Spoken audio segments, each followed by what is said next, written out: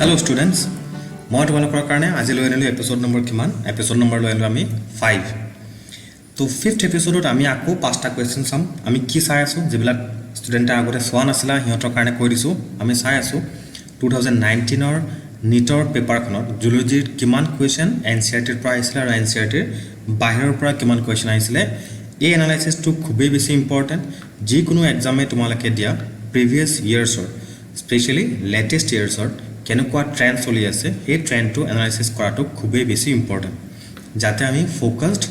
আৰু proper exam ওৰিয়েন্টেড smart study কৰিব পাৰো চলো যিবিলাকে চোৱা নাই এইবিলাকে আগৰ এপিসোডবিলাক চাই ল'বা আই হোপ তোমালোকৰ হেল্প হ'ব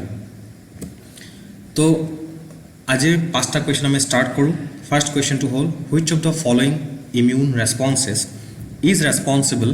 for rejection of kidney graft তো তোমালোকে কোৱেশ্চনটো অকমান টাইম লৈ পেলা ভাবা যে কোৱেশ্চনটো কোৰ পৰা দিছে কোৱেশ্চনটো ইমিউন ৰেসপন্সৰ পৰা দিছে তো obviously কোৱেশ্চনটো কোৰ পৰা আহিছে হিউম্যান হেলথ এণ্ড ডিজিজৰ পৰা আহিছে হিউম্যান হেলথ এণ্ড ডিজিজেস চেপ্টাৰটো হ'ল ক্লাস 12 ৰ চেপ্টাৰ নম্বৰ 8 তো তাত আমি উলিয়াব লাগে যে কিডনি গ্ৰাফট বা যিকোনো এটা গ্ৰাফট মানে হ'ল কি কাৰোবাৰ বেলেগৰ বডিৰ পৰা যদি কোনোবা বেলেগ এজন ইন্ডিভিজুৱেলে কিবা অৰ্গান বা টিস্যু লবলকিয়া হয় কিবা পাৰ্টিকুলাৰ মেডিকেল পাৰপাসৰ কাৰণে হেতু গ্ৰাফট বুলি কয় বা অকল মেডিকেল পাৰপাসৰ কাৰণে গ্ৰাফট লয় তেনেকুৱা নহয় যেনেকৈ সাপোজ আমি দেখিছো যে নাৰ্সাৰী বিলাকত বহুত এনেকুৱা প্লান্ট আছে যেনেকুৱা ম্যাঙ্গো প্লান্টস বা এনেকুৱা বহুত ফ্ৰুটছৰ প্লান্টস যিবিলাক গ্ৰাফটিং কৰি হাইব্ৰিডাইজেচন কৰে তো গ্ৰাফট মানে হ'ল বেলেগৰ body part bas eto plant to ho pare animal ho pare obviously plant or part animal noloi chalo thik ase to etia yate kidney eta example hisabe loise to jodi enuka belegor pora ami konoba tissue lo ei tissue ba organ to amar body e reject kore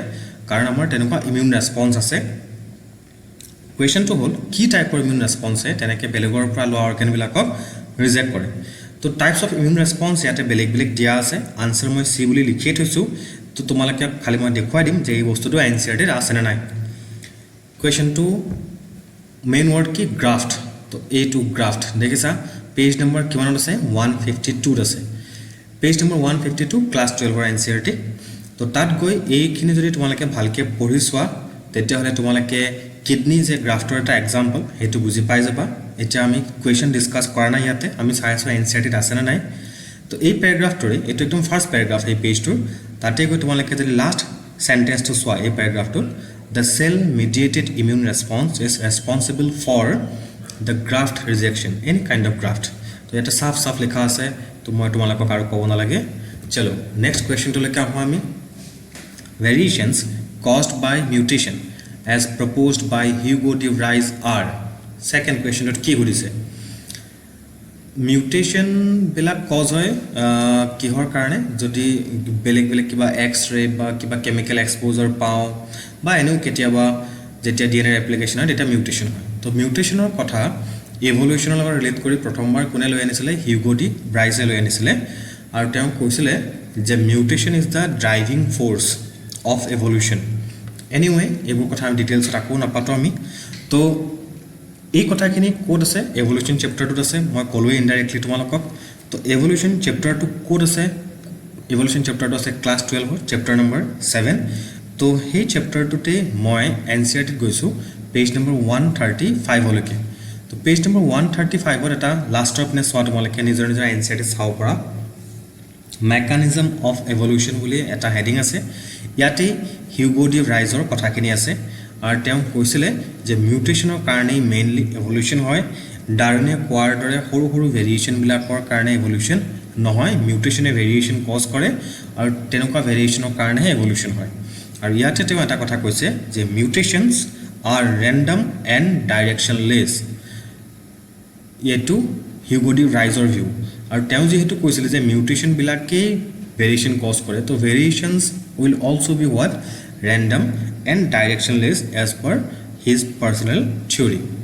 তো হেতুই আমাক এই থিওৰিটোৰ পৰা কোৱেশ্চনটো সুধিছে তো এই কোৱেশ্চনটো সব option আছে সাফ random and directionless তো आंसर আমাৰ কি হ'ব এ হ'ব পাইলা কৰিব আচ্ছা নেক্সট কোৱেশ্চনটো লৈকে আহো which of the following muscular disorders is inherited মানে কি জেনেটিক্যালি কোনটো আইছে আহিব পাৰে তো মাস্কুলাৰ ডিসঅৰ্ডাৰ তোমালোকে এই কুৱেশ্যনটো ক'ত পাবা য'ত মাসলছৰ কথা আছে মাসলছৰ কথা ক'ত আছে লোকোমোশন এণ্ড মুভমেণ্ট বুলি চেপ্টাৰটোত আছে ক্লাছ 11ৰ এনচিইআৰটিত যাব লাগিব আমি তো ক্লাছ 11ৰ এনচিইআৰটিত গৈ পেলাই চেপ্টাৰ নম্বৰ যদি আমি 22 চাওঁ তেতিয়াহ'লে এই চেপ্টাৰটোৰ লাষ্টত পেজ নম্বৰ কিমান 312ত আমি disorders of muscular and skeletal system বুলি এটা টপিক পাম তাত লিখা আছে মাস্কুলাৰ ডিস্ট্ৰফি য'ত মেনশ্যন কৰা হৈছে মাস্কুলাৰ ডিস্ট্ৰফিটোক জেনেটিক ডিসঅৰ্ডাৰ বুলি যদি জেনেটিক হয় তেতিয়াহ'লে সেইটো ইনহেৰিটেড হ'ব সেইটো তোমালোকক অবভিয়াছলি বুজাব নালাগে তো আনসাৰ তোমালোকৰ কি হ'ব মাস্কুলাৰ ডিস্ট্ৰফি অপশ্যন হ'ব এ ঠিক চলো তো এতিয়া আমি নেক্সট কুৱেশ্যনটো লৈকে নেক্সট কুৱেশ্যনটো হ'ল আজিৰ এপিসোডৰ লাষ্ট কুৱেশ্যন তোমালোকে কুইট নকৰিবা আৰু এই কুৱেশ্যনটো তোমালোকে চাবই লাগে কাৰণ ইয়াতে মই বোল্ডত লিখি থৈছোঁ চোৱা not directly from NCERT rather it is linked to NCERT তো এনচিইআৰটি ডাটাৰ ওপৰত বেছ কৰিয়ে দিছে কিন্তু একদম এনচিইআৰটি পঢ়িলে আমি এইটো কৰিব পাৰিম তেনেকুৱা নহয় অকমান ৰেফাৰেন্সৰ ইনফৰমেশ্যন লাগিব আৰু তেনেকুৱা কুৱেশ্যনবিলাককে মই এই কেটেগৰীটোত পেলাইছোঁ তো তিনটা কুৱেশ্যনত মই কেটেগৰীত ভগাইছিলোঁ তিনটা কুৱেশ্যনৰ কেটেগৰী আমি পাইছোঁ এটা হ'ল আউট অফ এনচিইআৰটি যোনটো এনচিইআৰটি পঢ়িলে নহ'বই এনচিইআৰটি তাৰ কোনো মানে একো নামো নিশানেই নাই তো আৰু কিছুমান হ'ব এনচিইআৰটি তাৰ কথা অকমান দিয়া আছে এক্সট্ৰা অকমান জানিব লাগিব সেইটো হ'ল লিংক টু এনচিইআৰটি আৰু যিবিলাক দেখি আছে তোমালোকে মোষ্টলি এইবিলাক ডাইৰেক্টলি ফ্ৰম এনচিইআৰটি দিয়া আছে তো যিবিলাক ডাইৰেক্টলি ফ্ৰম এনচিইআৰটি তাৰ কথা মই একো লিখি দিয়া নাই সাইডত ডাইৰেক্ট এনচিইআৰটি দেখুৱাই দিছোঁ আচ্ছা এটা কুৱেশ্যনটো কিহৰ ওপৰত দিছে কুৱেশ্যনটোলৈকে ঘূৰি আহোঁ আমি কুৱেশ্যনটো সুধিছে 11th and 12th pairs of ribs are connected to the sternum each rib there are 7 pairs of ribs 8th 9th and 10th pair of ribs তাৰমানে মই ওপৰৰ পৰা এনেই অকণমান পঢ়ি দিছোঁ তো এই ৰিবছ বিলাকৰ ওপৰতে কুৱেশ্যনটো সুধিছে তো ৰিব কেজৰ কথা ক'ত আছে আমাৰ য'ত স্কেলেটাল সিস্টেমৰ কথা আছে এই মাত্ৰ যেটো চেপ্টাৰৰ পৰা কুৱেশ্যন আহিছিলে লোকোমোশন এণ্ড মুভমেণ্ট সেই চেপ্টাৰটোৰ পৰা কুৱেশ্যন আহিছে আচ্ছা তো সেই চেপ্টাৰটোৰ ৰিবছৰ কথা ক'ত আছে জানে পেজ নম্বৰ যাব লাগিব 310 এই ডায়াগ্ৰামটো তোমালোকে চাব লাগিব আৰু এই ডায়াগ্ৰামটো ওচৰতে এটা থিওৰি প্যাৰাগ্ৰাফ এটা আছে দুইটা একেলগে এলাইন কৰি থকা না সেইকাৰণে মই বেলেগ বেলেগ স্ক্ৰীনত দেখুৱাইছোঁ তো ৰিবছৰ কথা এইখিনি তোমালোকে পঢ়িব পৰা ধুনীয়াকে আৰু ইয়াতে কি মেইন কথা আছে ইয়াতে কথা আছে যে first 7 pairs of ribs they are called true ribs কিহৰ কাৰণে true rib বুলি কয় কাৰণ হিয়তে এটা লিখা আছে আৰু মই ডায়াগ্ৰামত দেখুৱাই দিছোঁ ডৰ্সেল সাইডে তাহাঁতি কোট লাগি থাকে দেখিছা ভাৰ্টিব্ৰেল কলামত লাগি থাকে আৰু হেবোৰ আহি পেলাই ভেন্ট্ৰেল সাইডে কোট আহি লাগি থাকে ষ্টাৰনামত লাগি থাকে ফাৰ্স্ট 7 পেয়াৰ 1 এটো নম্বৰিং কৰা আছে 1 2 3 4 5 6 7 ইহঁতক ট্ৰু ৰিবছ বুলি কয় তাৰ পাছৰ যিকিটা আছে লিখা আছে ইয়াতে ফলছ ৰিবছ বুলি কয়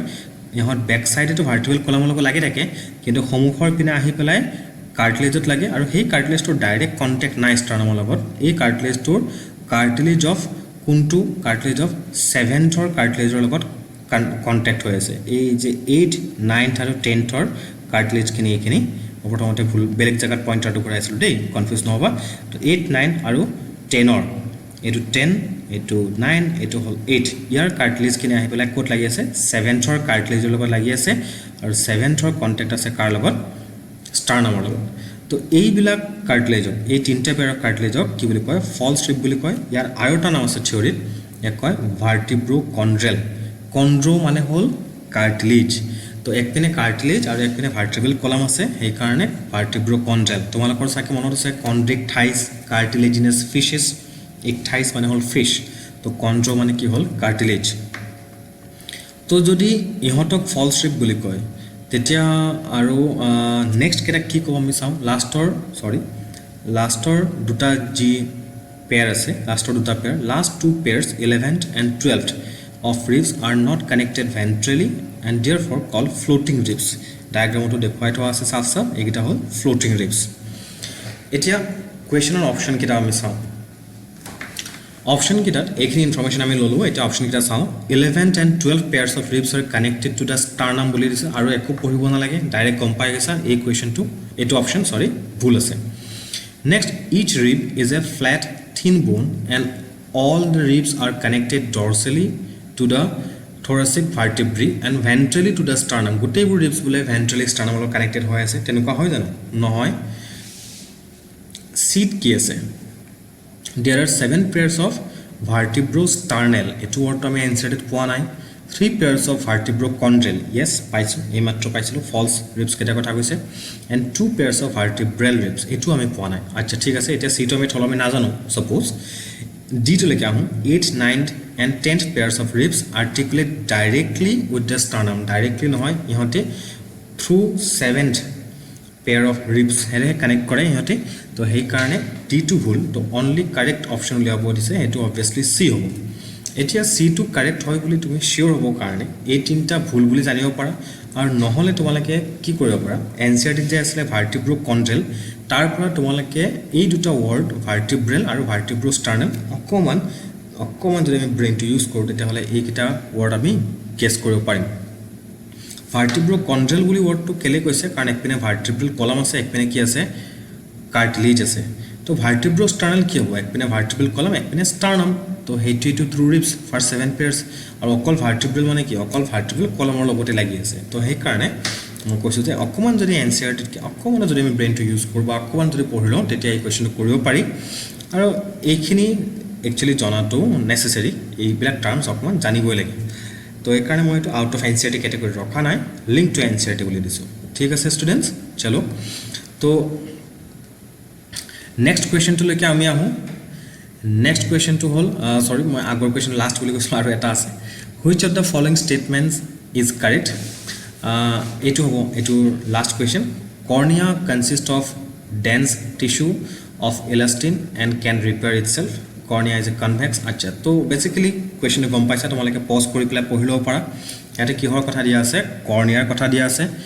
আৰু মই ইয়াতে লিখি দিছোঁ not directly from NCERT rather link to NCERT. আকৌ একে ধৰণৰ কেটেগৰি কুৱেশ্যন আহিছে, তাৰমানে এনসিআৰটিখিনি পঢ়ি আৰু অলপ এক্সট্ৰা আমি পঢ়িব লাগিব। তো এতিয়া এই কুৱেশ্যনটো কৰ্নিয়াৰ কথা সুধিছে, তো কৰ্নিয়াৰ কথা এনসিআৰটিত ক'ত আছে মই তোমালোকক অকণমান দেখুৱাই দিওঁ। এনসিআৰটিত কৰ্নিয়াৰ কথা এই এটা সেন্টেন্সে আছে, the anterior portion of this layer is called cornea. তো কোনোবা এটা পাৰ্টিকুলাৰ লেয়াৰ, কোনটো লেয়াৰ, স্ক্লেৰাৰ কথা কৈছে। তো স্ক্লেৰাৰ কথাও যদি চাওঁ এটাই সেন্টেন্স আছে, the external layer is composed of a dense connective tissue and is called sclera, আৰু স্ক্লেৰাৰে এণ্টেৰিয়ৰ পৰ্চনটো কৰ্নিয়া বুলি কয়। So' cornea is also' a dense connective tissue by nature. এনসিআৰটিত কিন্তু অকল থিয়ৰিতে বিচাৰিলে নহয়, ডায়েগ্ৰামতো কিছুমান বস্তু বিচাৰি পোৱা যায়। যেনেকৈ মই যদি কওঁ যে এইটো আউটাৰ মোষ্ট লেয়াৰ এটা protective layer, obviously outer most layers R always protective. আৰু মই যদি কওঁ কৰ্নিয়া ট্ৰান্সপাৰেণ্ট হয়নে নহয়, এইটো এনসিআৰটিত আছেনে নাই, আছে এনসিআৰটিত, বেলেগকৈ ক'ব নালাগে। কৰ্নিয়াৰ পাছত লেন্স আছে, তো ইয়াৰ মাজেৰে লাইট যাবই লাগিব, আৰু লাইট লেন্সৰ মাজেৰে গৈ পেলাই ৰেটিনাত পৰে আমি চবেই জানো। তো কৰ্নিয়াটো ট্ৰান্সপাৰেণ্ট হোৱাটো অবভিয়াছ কথা। আৰু কৰ্নিয়াৰ শ্বেপটো কি বুলি সুধিলে, কৰ্নিয়াৰ শ্বেপ কি হ'ব, কনভেক্স। তোমালোকে কনভেক্স আৰু কনকেভ শ্বেপটো বহুত জেগাত কৰিছা 8, 9, 10ৰ পৰা। তো এইবিলাক কথা ডায়েগ্ৰামে আমাক বুজাই দিয়ে, কিন্তু অকল এইখিনি ইনফৰ্মেশ্যন লৈ পেলাই এই অপশ্যন কেইটাৰ পৰা একদম চিয়'ৰ শ্বৰ্ট আনচাৰ দিব নোৱাৰি। তো সেইকাৰণে মই লিংক টু এনসিআৰটি বুলি দিছোঁ। তো ইয়াতে আনচাৰ হয় option D, cornea is external transparent, yes it is external transparent and protective proteinaceous covering of the eyeball. তো এই বস্তুটোত অকণমান কনফিউজ হ'ব পাৰা, আৰু বাকীবিলাকতো তোমালোকে চিন্স গোটেইখিনি ইনফৰ্মেশ্যন এনসিআৰটিত ভালকৈ নাই, তো এইকেইটা অপশ্যন চালেও তোমালোকে পজ কৰি চাব পাৰা। আকৌ ক'ব নোৱাৰা যে আচ্ছা এইটোতো নহ'ব, এইটো নহ'ব, এইটো হ'বও পাৰে, এনেকুৱা কনফিউজ হোৱা যায়। তো সেইকাৰণে মই লিংক টু এনসিআৰটি দিছোঁ। চলো ষ্টুডেণ্টছ, থেংক ইউ ফৰ ৱাচিং এগেইন, আৰু চাই থাকিবা নেক্সট এপিছ'ডবিলাকো, তোমালোকৰ কাৰণে হেল্পফুল হ'ব। হাৰ্ডলি মই 10-15 মিনিট লওঁ। তো আই হোপ তোমালোকে ভাল পালা, and take care, bye bye, God bless U.